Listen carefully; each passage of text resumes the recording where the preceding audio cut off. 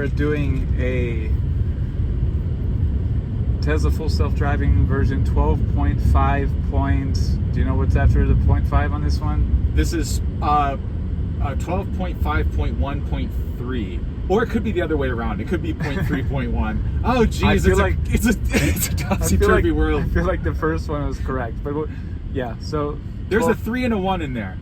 For me, like, does it say? It's the 10th, the digit in the 10th place that is the key. I mean, I know some people software are really eager to. Okay, 12.5.1.3. Yeah, that's what I thought as well. Say it with me, kids. All right. So it's gonna bust a U right here. So it wants to do a U-turn here. Oh, it's actually gonna do it. Wow. I thought it would just abandon that. That's interesting. Oh, ye of little faith, Zachariah. We're dealing with 12.5.3.1.6.9.9.6, baby. Yeah. After a couple decibels, my brain just starts picking numbers. But so we are going to some areas we haven't driven before with any of the full self-driving versions. We'll do a retest of like that really key, difficult area by the interstate one day, but today we wanted to try to explore some new areas, so that's what we're doing. And David, you've had this, well, it's a brand new Tesla Model 3 Performance. Do you want to just give a little update on the new vehicle, what stood out to you, and also the 12.5 version of full self-driving as you've used it so far compared to previous versions? Sure. A brief overview in this car is the seats are amazing. Not only do they finally have ventilated seats, these performance seats are just incredible. Yeah, you have to experience them firsthand. It's hard to describe a seat, but it's a very great seat. I think in the back here they hug you a little more. Like the back seats in my Model 3 from 2019 are a little bit flat. Correct. Yeah, there's a little more bolstering. Yeah, it's all around. It's hard for an adult to like sit back there comfortably, especially on corners, and this just feels like it hugs you a little more. Oh, there's an EV9 about to cross. Oh, yeah. That's fun to see. So we're creeping up here. It's giving a little look. So the setting I have, just talk about the settings for FSD. I have it on, what do they call it? Average. I put it on shoulder. I have it on average. I have the speed offset set to 20% over, because I find that that's what mostly people do.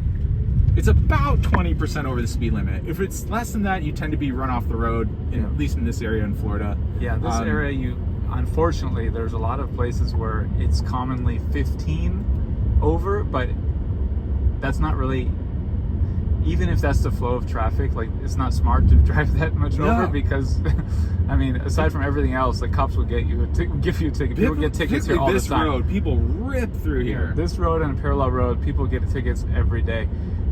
But I think if you're like, 10 or 8, 9, that's like within the flow of traffic enough. And 2 or 3 local cops have told me this little rhyme they have.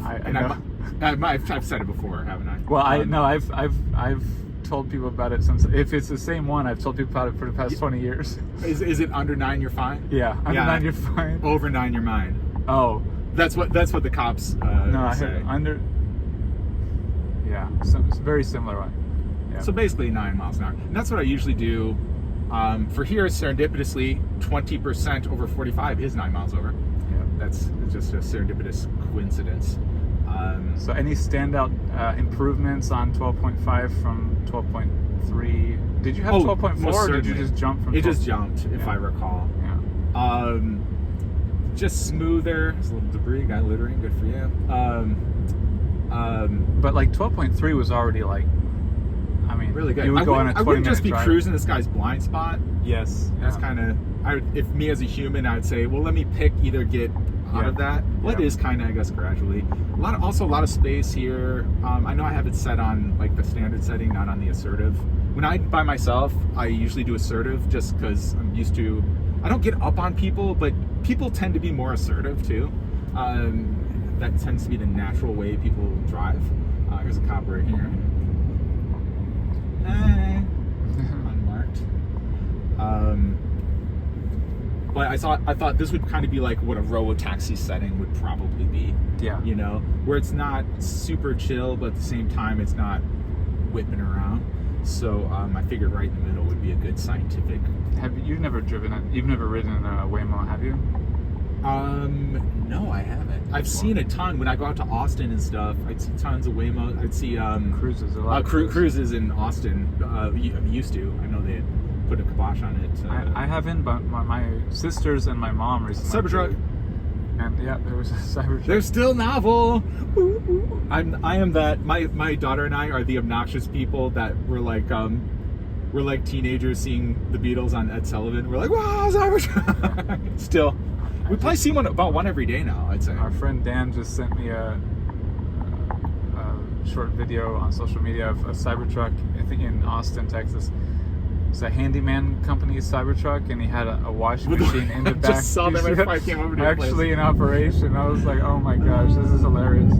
So this is interesting. This is a 2-lane left turn. So we should technically get in the right left turn lane, which we're doing. Yeah. And we'll have pole position at the light, it looks like here. Yeah. And then we'll make an immediate right. Yeah, there's a gas station here, Wawa, and then right after is a Starbucks. So it's a pretty tricky, quick right turn after a big intersection. So we're gonna see how it handles it. David, be on high alert in case something goes wrong. And yeah, we'll see. Note that I have not interacted with the vehicle from a moving it forward standpoint or piloting standpoint. I saw you driving since you got there. I love a parade. I'll do this the whole time to prove that this absolutely. Well, you should see the shot. Should see my beautiful legs, beautiful arms. I'm not zoomed into your legs. Oh well, you're missing Sorry, out. But, you're missing out, audience. Sorry about that. We have the wheel in full view and the. Well, you should have told me. I would have flexed. Have your hands in view. That doesn't help. Smells terrific. But I mean, are you really able to see a difference? Because 12.3, you could already drive like for half an hour without an intervention. Correct. Does it somehow still feel smoother to you? Really? Yeah, it is that kind of. Because still with 12.3, there were those. It was smooth, but there was still those kind of maybe it would brake.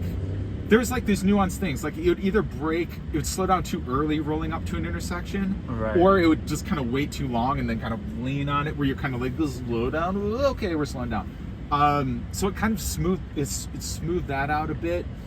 Turning, same thing. It's not as robotic, it's more fluid. Lane changes are more fluid, particularly dynamic lane changes, like if there's like a person double parked or something, and there's some opposing traffic, it'll make that decision to wait or like, oh, go around, there's more enough time. And it does that in a very fluid way. We see this is a perfect example. Okay, so we're going now.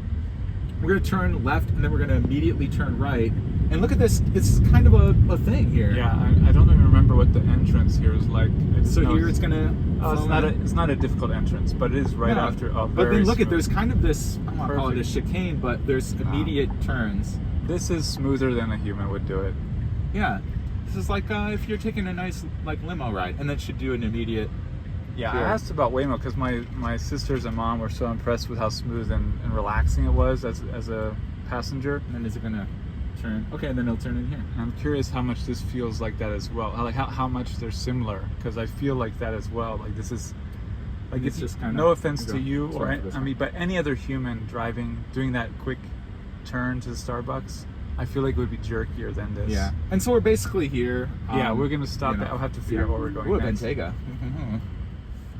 All right, we found another destination to go to for more exploration. We're going to particularly go to an intersection that when we first got full self-driving, we like a couple years. How long ago was it? A couple years? 3 years? Look at this too. It's kind of, we have a lot of cars coming across the traffic. There's the stop sign. Was that 3 years ago that we got it, or 2? Oh wow, I don't know. I have no concept of time. Look at how there's like every person in the county is driving to this back road all of a sudden. I would say like as a human you would just go out here, but it's tight. Interesting. Look at that. It deviated from the nav.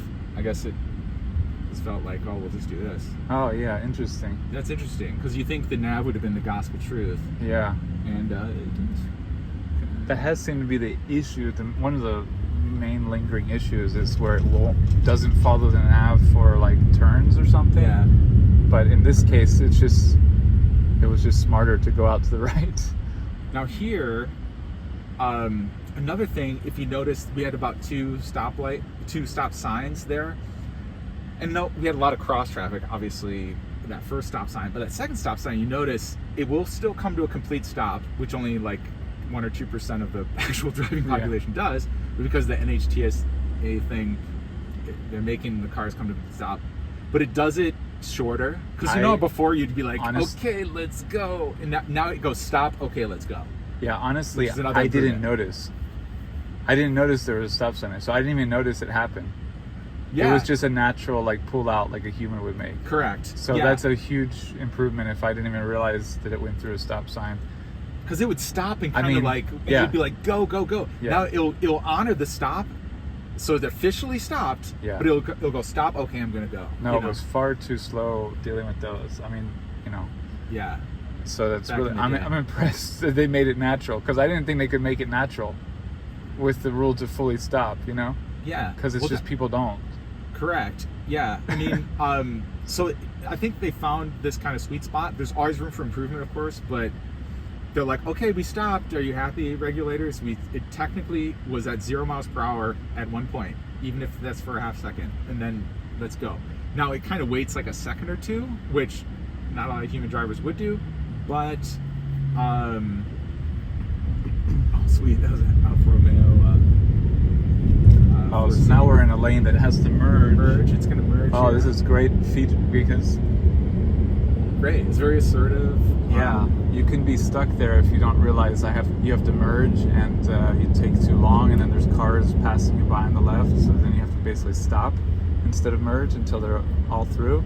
So I don't know if the car realized I need to get ahead of this car next to me, or if that's just how it accelerated naturally.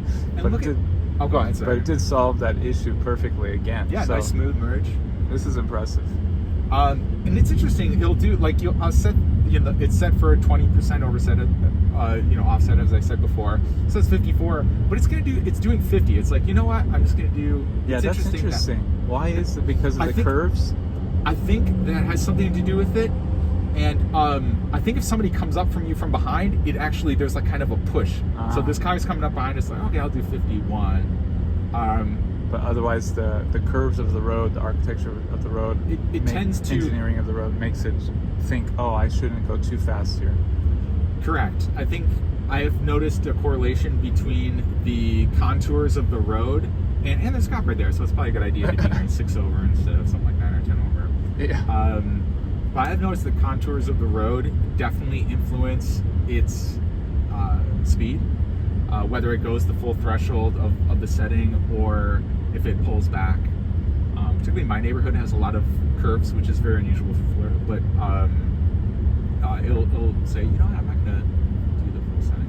I thought we were going to have nothing to talk about on this drive because it would just be so good. And it is so good, but we still have a lot of stuff to talk about.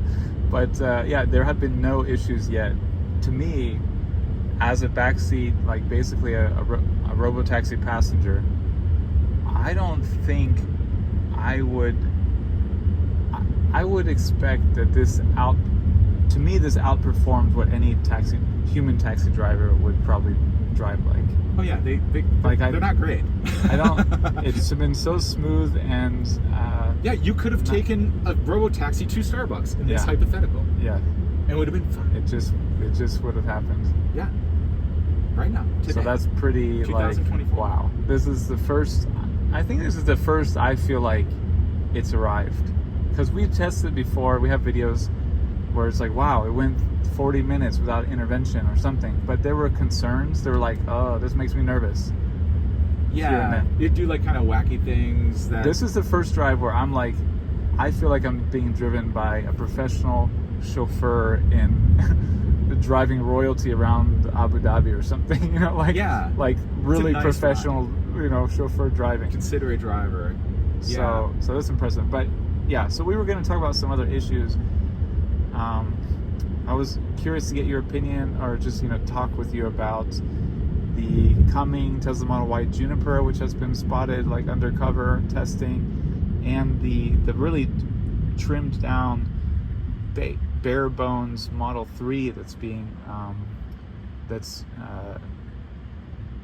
for the Mexico market to really lower the price on that. Any overarching thoughts, big thoughts on those developments? Well, the Juniper, I mean, if they apply, that's another weird thing. Like the AI of the windshield wipers is so still funny. like the worst feature. Yeah. Oh my gosh. So funny.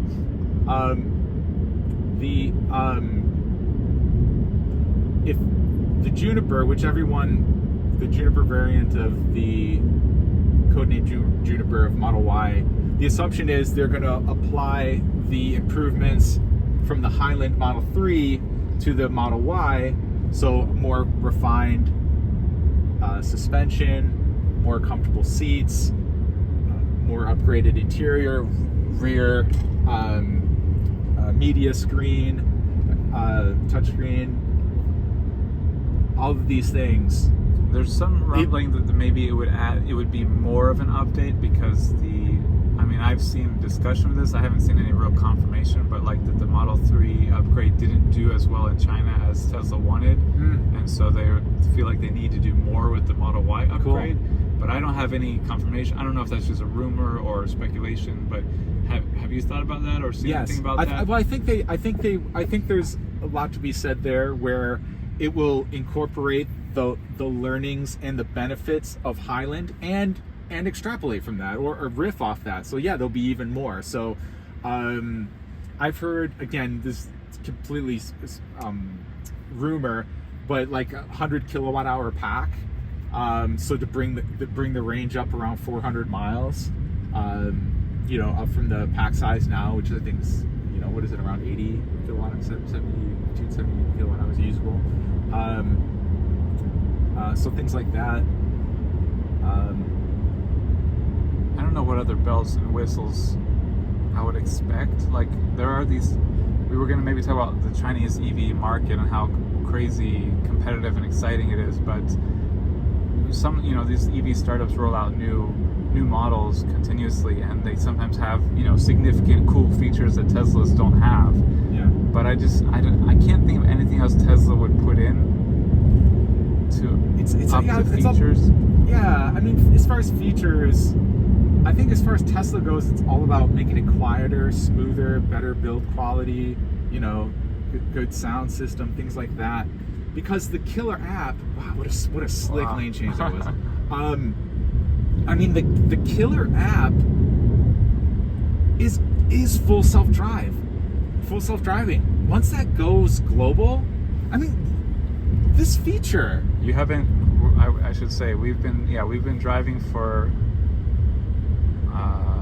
20 to 30 minutes. Yeah, suburban environment. And you haven't had to do one intervention. Haven't even thought about one, have you? No. It's okay, so we're coming up. See this? This is for years, full self-driving would take a massive dump here. It just didn't know what this lane was. I remember going here like right after I got full self-driving and expecting it to be better than it was because of how much hype I saw online about it. And so I was just like, okay, right here, it would take a dump. It would not know. It'd be like, it'd take this lined lane that's not a lane. It would like plow through that. See, I was not even talking about that. Like, it would get here. But then on the turn, you see there's multiple lanes that are gonna go. Yeah. Going that way, and multiple lanes going the other way. It would try to turn left before the median here, where that car is parked at the red light. Yeah. It would try to turn into that lane. Yeah, to like go wrong left. way. And it freaked me out the first time it did that, of course. And then I tried it other times, and it did the same thing. And I just was like, I'm not trying this again until it gets way better. Because when it finally got into this lane, what it would do for the longest time, it'd make the left turn. Let's see if I could zoom in. Let's see.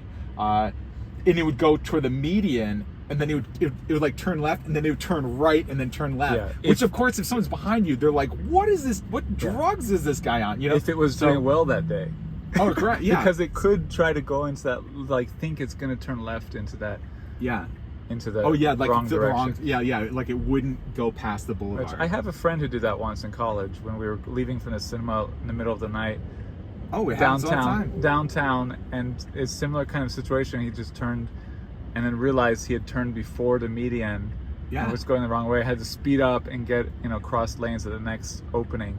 But that's basically what it was doing. And or like you said, it would just not go far enough, and would go toward the median, and then have to turn right, like real suddenly and awkward. And of course, with cars behind you, that's a definite Oh yeah, the car accident. behind you is like, or at least that person's drunk or something. I mean, Yeah, you get some serious. Because again, so did it break the law? No, it technically didn't.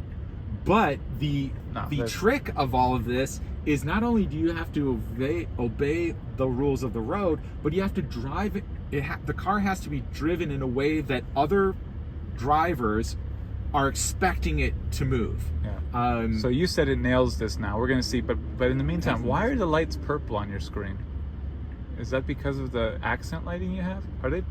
Oh, I don't know. Which lights? This? Yeah, were those red for you? Because they look purple from back here. Oh, I don't know. I saw it as red. Here we go. Yeah. You see, that's funny because right there it just crossed the yellow line that you're not supposed to cross. Yeah. So instead of freaking out, it can see on the road like where it should turn, I guess. And in the past, it would freak out and like try to avoid that yellow line, I guess.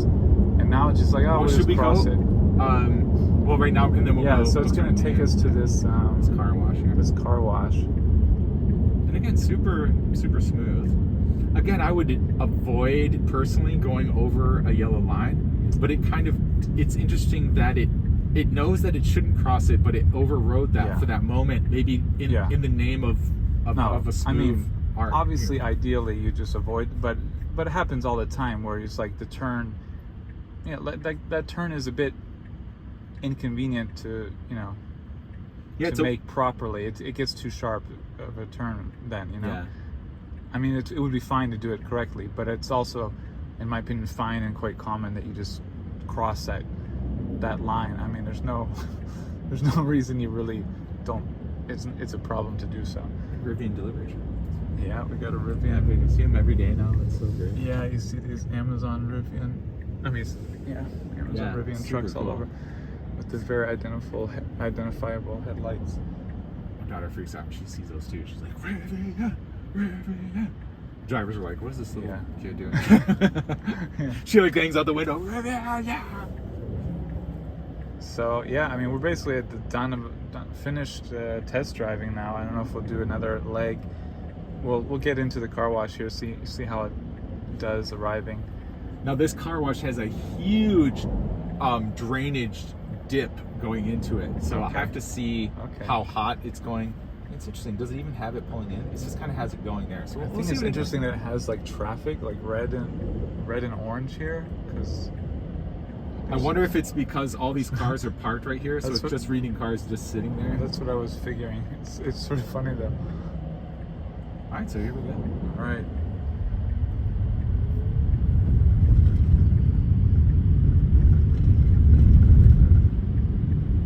So it says it's right turn signal in. Now there's a huge bump right here, and maybe it's slowing down just because of this guy. Oh my, this is really. Oh my. So I'm never gonna enter that with my Model 3. I'm going to do like a little U-turn. Have you made? Actually, I'm gonna back out. Have you entered there with your old Model 3? Yeah. What's the difference in the bumpiness? Well, this obviously the suspension is more refined, but I have to say, there's a lyric right there to the left. Oh, yeah, that's fun. Okay. Sorry. There is. You're like me, David. I do this all day long. What's that? Everywhere I go, I point out EVs to my family. Oh my God, yes. Who mostly does not care. You gotta celebrate. Yeah, my wife's like, I don't really care. Right? My daughter loves it though. She'll be like, lyric. There's a lyric. Do you want an acceleration demo of the new?